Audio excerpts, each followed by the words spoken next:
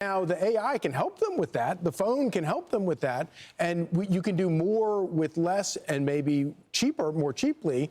But you're still going to need humans to do these things, and it's a great job. You can, if you decide to become a plumber, if you're 20 years old right now, you want to become a plumber, you want to become an electrician, you're going to make a boatload of money and make it very quick. And unlike if you go to college and you get out and you spend all this time making $30,000 a year, you're starting out at like $60,000, $70,000 a year, and there's no limit to what you can make.